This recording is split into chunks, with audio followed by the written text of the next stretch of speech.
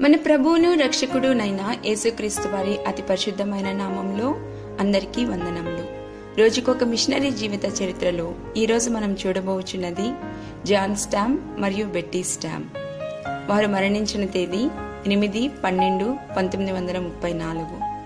దేశం అమెరికా, దర్శన స్థలము చైనా.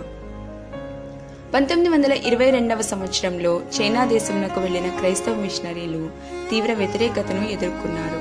ఆ కాలంలో ఉన్న పరిస్థితులు ఎంత దారుణంగా ఉన్నాయంటే 1924 నుండి 34 మధ్య కాలంలో 27 మంది మిషనరీలు చంపబడ్డారు, 59 మంది మిషనరీలు అపహరించబడ్డారు మరియు 21 మంది మిషనరీలు జైలు పాలయ్యారు.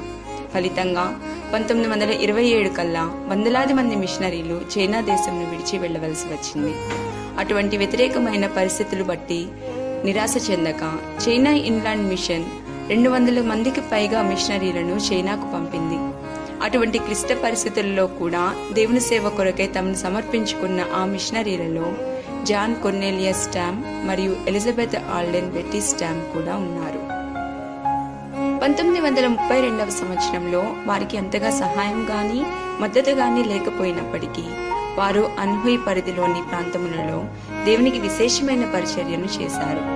జాన్ చైనా వారి భాషలో బోధించగలరు. తదుపరి 1934వ సంవత్సరంలో ఒక చక్కని కుమార్తెను దేవుడు వారికి అనుగ్రహించగా ఆ బిడ్డకు హెలెన్ ప్రిసిల్లా అని వారు పేరు పెట్టారు. వారు ఒక దుకాణం యొక్క ముందు భాగాన్ని అద్దెకు తీసుకుని దానినే తమ ఇంటిగాను మరియు సువార్తను ప్రకటించుట కొరకైన స్థలముగాను ఉపయోగించుకున్నారు. 1934వ సంవత్సరం డిసెంబరు 6వ తారీఖు కమ్యూనిస్టు సైన్యం జాన్ బెట్టీలు నివసిస్తున్న ప్రాంతాన్ని చుట్టుముట్టింది. వారు ఎదుర్కొనవలసిన వేధింపులకు మరియు శిక్షకు భయపడి ప్రజలందరూ పారిపోతున్నారు. అయితే స్టామ్ దంపతులు వారి ఇంటిలో నుండగా సైనికులు లోనికి చొరబడ్డారు. వారిరువురి చేతులను కట్టి స్థానిక చెరసాలకు తరలించారు. వారి చిన్న బిడ్డ యొక్క ఏడుపుతో విసుగు చెందిన సైనికులు మొదట ఆ చంటి బిడ్డను చంపాలని నిర్ణయించుకున్నారు. అయితే మరొక ఖైదీ వారి చర్యను వ్యతిరేకించగా ఆ బిడ్డ చావు నుండి తప్పించుకున్నది గాని వారిని అడ్డుకున్న ఖైదీ ఆమె స్థానంలో చంపబడ్డాడు. మరుసటి రోజున వారు దగ్గరలోని మరొక పట్టణానికి కొనిపోబడ్డారు. అక్కడ వారు ఒక పాడుబడిన ఇంటిలో ఆ రాత్రిని గడపవలసి వచ్చింది. తరువాతి రోజు అనగా డిసెంబర్ 8వ తారీఖు జాన్ మరియు బెట్టేలు వారి మరణదండన అమలుపరచబడే ముందు నగర వీధుల గుండా ఊరేగించబడ్డారు. భయభ్రాంతులకు గురై నిరసహాయ స్థితిలో ఉన్న ప్రజలందరి కన్నుల ముందు ఒక సైనికుడు తన కత్తిని జలిపించగా ఆ మిషనరీ దంపతులు తమ ప్రాణాలను కోల్పోయారు.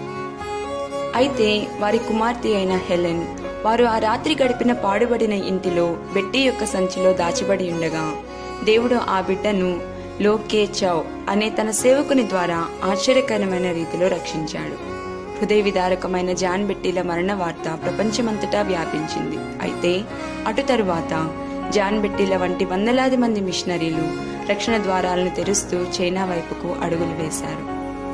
ప్రియమైన వారులారా, ఎన్ని ఆపదలు చుట్టుముట్టినా వెనుదిరుగక మీరు స్థిరముగా దేవుని కొరకు నిలబడెదరా? ప్రభువా, ఎన్ని శ్రమలు కలిగినా మీ నామం నిమిత్తము వాటిని ఎదుర్కొనుటకు తగిన బలమును నాకు దయచేయుము. ఆమేన్.